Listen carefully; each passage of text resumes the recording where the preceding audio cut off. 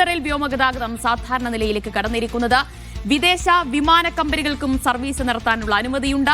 ഇതുവരെ Qatar Airways മാത്രമാണ് service നടത്തിയിരുന്നത്.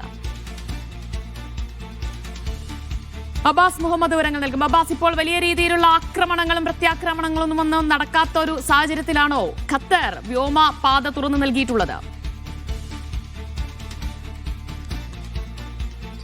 ദിവ്യ, തീർച്ചയായിട്ടും ഈ ആക്രമണങ്ങൾക്കൊരു കുറവ് വളരെ കാലമായി ഇപ്പോൾ നിലവിൽ ഇവിടെ ഇല്ല. ഏതായാലും വളരെ കാലം ആക്രമണം നടക്കുന്നില്ല. അതിനുശേഷമാണ് ഇപ്പോൾ സാഹചര്യങ്ങൾ നിരീക്ഷിച്ച ശേഷമാണ് ഇപ്പോൾ നിലവിൽ ഹമദ് അന്താരാഷ്ട്ര വിമാനത്താവളം വഴി വിദേശ വിമാന കമ്പനികൾക്ക് കൂടി സർവീസ് നടത്താനുള്ള ഉത്തരവ് ഖത്തറിലെ സിവിൽ വ്യോമയാന അതോറിറ്റി പുറത്തിറക്കുന്നത്. അവർ പുറത്തിറക്കിയ ഈ വാർത്താക്കുറിപ്പ് ഏതാനും ഒരു അരമണിക്കൂർ മുമ്പാണ് ഇവർ ഇതുമായി ബന്ധപ്പെട്ടൊരു വാർത്താക്കുറിപ്പ് പുറത്തിറക്കിയത്. ഇത് പ്രകാരം ഇവിടുത്തെ സെക്യൂരിറ്റി സിറ്റുവേഷൻ, ഇവിടുത്തെ ഈ സുരക്ഷാ സാഹചര്യങ്ങൾ സമ്പൂർണ്ണമായി പരിശോധിച്ചു. അതിനുശേഷമാണ് ഇത്തരമൊരു തീരുമാനത്തിലേക്ക് എത്തിയത് എന്ന് സിവിൽ വ്യോമയാന അതോറിറ്റി പറയുന്നു. ഇത് പ്രവാസികളെ സംബന്ധിച്ചിടത്തോളം വളരെ ആശ്വാസകരമായ ഒരു വാർത്ത കൂടിയാണ്. കാരണം ഫെബ്രുവരി 28-ന് ഇറാൻ യുദ്ധം ആരംഭിച്ച ശേഷം ഇവിടെ താൽക്കാലികമായി എയർ സ്പേസ് അടച്ചിരുന്നു, വ്യോമപാത അടച്ചിരുന്നു. അതിനുശേഷം പിന്നീട് ഖത്തർ എയർവേസിൻ്റെ വിമാനങ്ങൾ മാത്രമാണ് ഇവിടെ നിന്ന് വിദേശത്തേക്ക് സർവീസ് നടത്തിയിരുന്നത്. ഇന്ത്യ അടക്കമുള്ള വിദേശ രാഷ്ട്രങ്ങളിലേക്ക് ഈ സർവീസ് മാത്രമാണ് ഇതുവരെ ഉണ്ടായിരുന്നത്.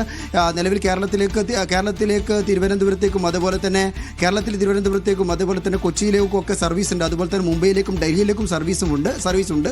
എന്നാൽ അതൊരു ദുരിതാശ്വാസ കോറിഡോർ, റിലീഫ് കോറിഡോർ എന്നുള്ള അർത്ഥത്തിൽ മാത്രമാണ് ഇത്തരം വിമാനങ്ങൾ സർവീസ് നടത്തുന്നത്. ഈ കോറിഡോർ വഴി വിദേശ വിമാന കമ്പനികൾക്ക് കൂടി സർവീസ് നടത്താം എന്നുള്ള ഉത്തരവാണ് നിലവിൽ ഖത്തർ സിവിൽ വ്യോമയാന അതോറിറ്റി പുറത്തിറക്കിയിട്ടുള്ളത്.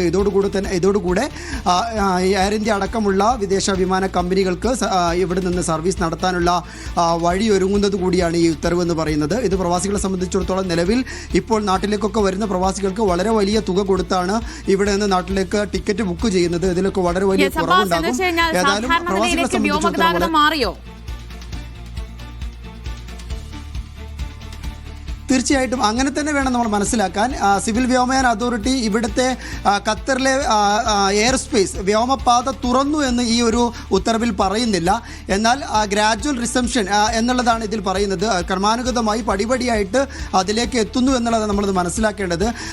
ഇവിടുത്തെ വ്യോമപാത സമ്പൂർണ്ണമായി തുറന്നു കൊടുത്തു എന്നുള്ളത് ഈ ഉത്തരവിൽ പറയുന്നില്ല. എങ്കിൽ പോലും വിദേശ വിമാന കമ്പനികൾക്ക് കൂടി ഇത്തരം ഒരു സർവീസ് നടത്താനുള്ള സാഹചര്യത്തിന് വഴിയൊരുക്കുന്നത് ഏതായാലും അത്തരത്തിൽ വ്യോമപാത തുറക്കാനുള്ള വളരെ വേഗത്തിൽ തന്നെ സമ്പൂർണ്ണ അർത്ഥത്തിലുള്ള വ്യോമപാത തുറക്കാനുള്ള അങ്ങനെ ഒരു വഴി ഒരുങ്ങുമെന്ന് തന്നെ നമ്മൾ പ്രതീക്ഷിക്കുന്നത്. ഏതായാലും ഈ ഒരു ഉത്തരവ് പ്രകാരം വ്യോമപാത തുറന്നു എന്ന് പറയുന്നില്ലെങ്കിൽ പോലും ക്രമാനുഗതമായി പയ്യെ ഇത്തരം വിമാന സർവീസുകൾ പുനരാരംഭിച്ച് വിദേശ വിമാന കമ്പനികൾ കൂടി സർവീസ് പുനരാരംഭിച്ച് സുരക്ഷാ സാഹചര്യങ്ങൾ കൂടി പരിശോധിച്ച ശേഷം ഒരു വ്യോമപാത തുറക്കുന്ന ഒരു സാഹചര്യത്തിലേക്ക് വ്യോമയാന അതോറിറ്റി പോകുമെന്നാണ് നമ്മൾ മനസ്സിലാക്കുന്നത്.